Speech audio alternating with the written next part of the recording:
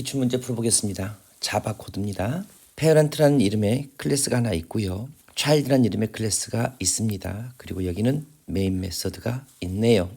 이 child라는 메서드는 parent라는 클래스로부터 상속을 받았네요. 그렇죠? 여기 exchange라는 키워드를 통해서 상속받았다는 사실을 알 수 있지요. 그리고 여기 부모 클래스의 이름과 형식이 똑같은 getX라는 이름의 메서드가 여기 child라는 클래스에서도 있네요. 이렇게. 그렇죠? 그리고 여기도 역시 getID가 있고 여기도 역시 getID가 있네요. 그러나 독특하게도 여기 있는 이 getID는 static, 즉 정적 메서드가 되고요. 요 아래쪽에 있는 child라는 클래스의 getID도 역시 정적 메서드로 현재 선언이 되어져 있네요. 자, 그리고 여기를 보니까 child 클래스 안에서 getX가 있는데 여기는 매개 변수가 인티저인데 여기는 매개 변수가 스트링이네요. 그러면 이 두 녀석 간에는 현재 오버로딩이 되어 있는 거죠. 그래서 여러분들이 이 문제가 어떤 결과를 도출하게 되는 건가도 중요하지만 기본적인 상속 그리고 다형성, 오버로딩, 오버라이딩에 대한 이 개념들을 확실하게 정리하는 것이 시험 볼 때 더 도움이 될 것 같아서 그 부분에 대한 개념을 설명해 드리고 나서 문제를 풀 수 있도록 하겠습니다. 일단 parent로부터 child는 상속을 받았습니다. 상속이라는 것은 부모로부터 재산을 받는 거죠. 그렇듯이 이 자바에서도 클래스 간에 상속을 받을 수 있도록 해 놓았는데 그림을 그리자면 이렇게 표시할 수 있겠네요. 상속이라는 것은 사실 코드의 재활용이라는 측면이 되게 강하죠.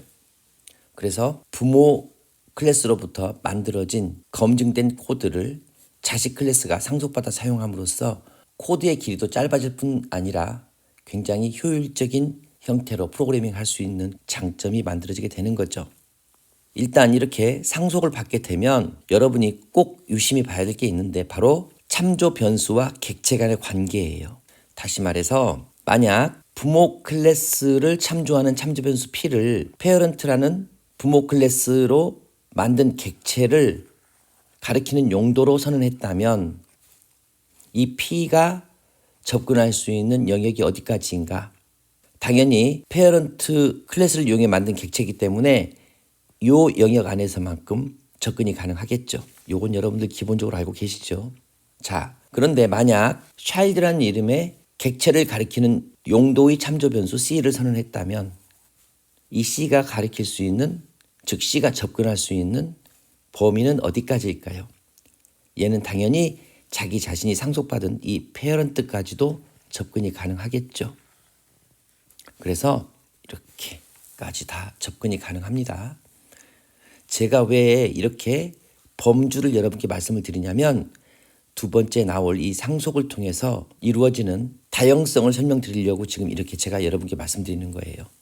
보통 우리가 상속을 받게 되면 기본적으로 상속에서 끝나지 않고 다형성을 구축하게 되는데 이 다형성을 구축하기 위해서 먼저 반드시 전제되어야 될 게 있죠. 바로 오버라이딩. 이 오버라이딩이라는 것은 다형성을 구축하기 위한 전제 조건인데 제가 좀 전에도 여러분께 오버라이딩 된 메서드가 두 개 있습니다 라고 말씀을 드렸죠. 이게 무슨 얘기냐면 이렇게 부모 클래스와 똑같은 이름의 메서드를 정의할 수가 있어요. 이런 식으로. 그걸 오버라이딩이라고 불러요. 그러면 어떤 현상이 이루어지느냐? 바로 동적 바인딩이라는 게 이루어지게 되는데 그게 무슨 뜻이냐면 여기 지금 getX가 있잖아요. 그리고 여기도 지금 getX가 있어요. 이렇게 똑같은 이름의 메서드가 상속간의 자식 클래스에서 정의되어져 있으면 컴파일러는 동적 바인딩을 하게 됩니다. 여기 getX 그리고 여기에 있는 getX가 있죠. 누구를 실행할지를 정해놓지 않고 비워두었다가 참조 변수와 그 객체의 형태를 보고 그때 결정하는 거예요. 프로그램이 실행되는 도중에 참조 변수와 객체의 모양을 보고 결정한다. 자, 이 부분 보세요. 테스트는 부모 클래스의 참조 변수고요. 얘가 가리키는 곳은 누구를 가리키겠다고 했어요? child라는 클래스를 통해서 만들어진 객체를 가리키겠다고 이렇게 독특하잖아요. 원래 문법대로 하면 이게 성립이 안 되지만 이렇게 상속이 받은 상태에서는 이런 형태가 가능해요. 이게 이제 중요한 거죠. 그래서 이렇게 오버라이딩 되어져 있는 형태의 메서드에서는 바인딩하는 시점을 미루어서 실제 프로그램이 실행될 때 그때 바인딩함으로써 다형성을 구축하게 되는 거예요. 그렇다면 하나 더 설명을 해드릴게요. 보세요. 이 예문처럼 똑같이 씁시다. 이렇게 부모 참조 변수를 통해서 자식 객체를 만들어서 대입했어요. 이 테스트라는 이름의 참조 변수는 페어런트라는 클래스에서 만들어진 모든 멤버에 대해서는 접근이 가능해요. 그러나 getX라는 오버라이딩된 메서드를 호출했을 때는 부모 클래스에 존재하는 메서드를 실행하는 게 아니라 자식 클래스에 있는 메서드를 실행하게 합니다. 이해 가나요? 이렇게 부모 클래스로 정의된 참조 변수가 자식 객체를 가리킬 때는 오버라이딩된 메서드에 접근할 수 있다. 자식 클래스에 정의되어져 있는 메서드로 접근하게 된다. 그럼 복잡하게 왜 이런 걸 자꾸 쓰나요? 라고 할 수 있는데 하나의 공통적인 사항을 포함하고 있는 클래스가 하나 있고요. 이 녀석이 여러 개의 자식 클래스를 갖게 될 경우에는 효율적으로 사용할 수 있어요. 아마 여러분들 그런 예문 많이 보셨을 거예요. 예를 들어서 애니멀이라는 이름의 클래스가 있고요. 여기에는 캣, 도그, 라이언 이렇게 있다고 한다면 여기서 사운드라는 이름의 메서드 하나를 선언하고 각각의 상속받는 이 자식 클래스에서도 똑같이 사운드라는 이름의 메서드들을 이렇게 오버라이딩하고 예를 들어 고양이는 야옹, 도구는 멍멍, 라이언은 어흥 이런 식으로 소리를 낸다고 한다면 이 애니멀이라는 이름으로 정의된 하나의 참조 변수가 캣이라는 이름의 자식 클래스를 만들어서 접근한다면 이렇게 A.sound 하게 되면 야옹이 출력되는 거고요. 똑같은 A를 가지고 이번에는 도그라는 클래스를 이용해서 객체를 만들어서 이렇게 실행하게 되면 이번에는 멍멍이 실행이 되고요. 그렇죠? 그 다음에 이런 식으로 쓰게 되면 이번에는 A.sound가 누구를 오버라이딩된 이 사운드가 실행이 되는 거죠. 그래서 하나의 부모 객체를 가리키는 용도의 참조 변수로 이렇게 다양한 자식 클래스에 접근해가지고 그 안쪽에 있는 메서드들을 이렇게 접근하는 방법들 이런 것들을 바로 다형성이다 라고 얘기를 하는 거죠. 그래서 다형성을 구축하기 위해서는 반드시 상속이 전제돼야 되고 그리고 오버라이딩된 메서드가 있어야 된다. 이런 이야기를 제가 지금 여러분께 드리고 싶은 거예요. 시험에 꼭 나오니까 여러분 이 개념들 확실하게 알고 계시면 좋겠습니다. 자, 그 다음에 여기 봅시다. child라는 클래스 안에서 getX가 두 개가 있어요. 근데 얘들은 서로 매개 변수가 달라요.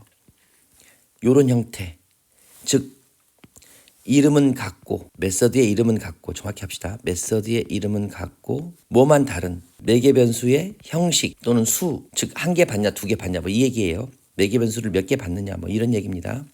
이게 다르면 똑같은 이름을 가진 메서드가 여러 개 존재할 수 있습니다. 그리고 자바 버추얼 머신은 매개 변수의 형식이나 이 수에 의해서 적절한 메서드를 호출해 주게 됩니다.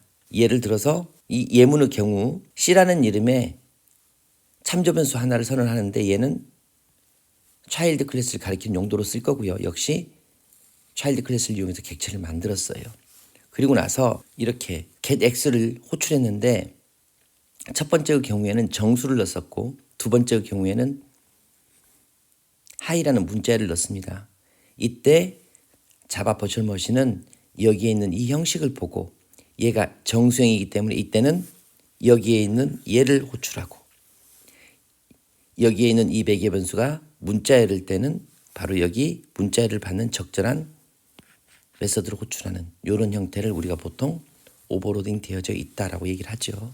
그래서 동일한 역할을 하는 함수지만 이렇게 매개 변수가 서로 달라지는 경우에는 그 이름을 같이 써가지고 이렇게 표현할 수 있다. 이런 개념들이 이 프로그램 안에 녹아내려 있습니다. 자, 기본적인 개념들은 다 살펴봤으니까 어떤 결과값이 나오는지 살펴보겠습니다. 어떤 값을 출력하는데 테스트에 get x인데 숫자 2를 전달을 했어요. 그러면 이때 어떤 메서드가 실행되느냐, 지금 이걸 묻고 있는 거잖아요. 아까 설명드렸다시피 동적 바인딩이 이루어져서 실제로는 누가? 얘가 실행이 되어야 맞는 거죠. 이게 다형성이라고 말씀드렸습니다. 이 테스트는 부모 클래스의 참조 변수지만 자식 클래스로부터 만들어진 객체를 가리키고 있기 때문에 이 getX는 당연히 동적 바인딩이 이루어지고요. 이럴 때는 누구를 중심으로? 이 가리키는 객체 안에 있는 그 메서드를 가리키게 된다. 자, 아까 제가 설명했던 내용들이 그런 내용이죠. 그러면 결국 얘는 누구를 호출한다? 얘를 호출하는 경우가 되겠죠. 얘를. 그러면 이 2는 여기로 전달이 되고 이 x에 3을 더한 다음에 리턴하라고 했으니까 2 더하기 3에서 여기가 지금 5가 되겠네요. 자, 그 다음에 이 문장이죠. 자, test.getID 했어요. 자, 이럴 때 누가 실행이 될 거냐. 자, 근데 봅시다, 여기도. 얘도 getID 있고 얘도 getID가 있으니까 얘가 실행되겠네. 이렇게 생각하시면 안 되는 거예요. 왜냐? 얘가 바로 뭐다? 이렇게 정적 메서드란 얘기예요. 정적 메서드는 동적 바인딩이 되지 않아요. 즉 컴파일러가 컴파일할 때 이미 얘네들의 위치는 다 정해져 있어요. 그래서 이렇게 정적 메서드를 이용해서 마치 얘가 바인딩이 되는 것처럼 속이는 것, 이게 바로 함정이죠. 지금 이 문제의 함정이죠. 일반적인 메서드들은 동적 바인딩이 가능하지만 이렇게 정적 형태로 구축이 된 메서드들은 컴파일하는 그 시점에 바인딩이 다 이루어지기 때문에 얘네들은 오버라이딩과는 전혀 상관이 없는 애들이다. 다시 말해서 이 test.getID는 부모 클래스의 참조 변수기 때문에 자기 자신이 접근할 수 있는 곳은 이 안쪽밖에 없어요. 그래서 얘가 실행이 되는 게 맞습니다. 그래서 여기에 있는 이 P가 리턴이 되어져서 여기에 올 거고요. 두 개를 더하라고 했으니까 얘는 연결하는 거죠. 결과는 OP가 되겠네요. 이렇게. 제가 설명이 너무 장황해서 여러분들이 이해를 잘 하실 수 있으려나 모르겠어요. 아무튼 이런 형태대로 자바는 움직인다. 그 다음에 한 가지 더 제가 말씀을 드리고 싶은 게 뭐가 있냐면요. 혹시 여러분들 질문하실까 봐 말씀드리는데 여기 지금 스태틱 클래스 여러분 이거 처음 보신 거죠? 사실은 이 메인 함수는 바깥쪽 클래스고요. 즉 아우터 클래스라고 하고 여기 지금 이 페어런트나 이 차일드는 이 메인이라는 클래스 안에 들어있는 이너 클래스들이에요.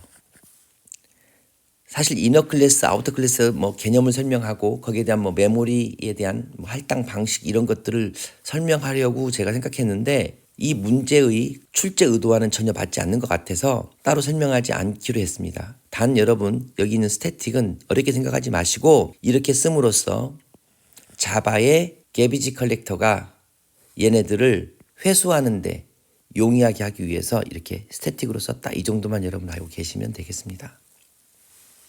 자, 시험이 얼마 남지 않았습니다. 오늘도 고생 많으셨고요. 여기서 마치도록 하겠습니다. 다음 시간에 뵙겠습니다.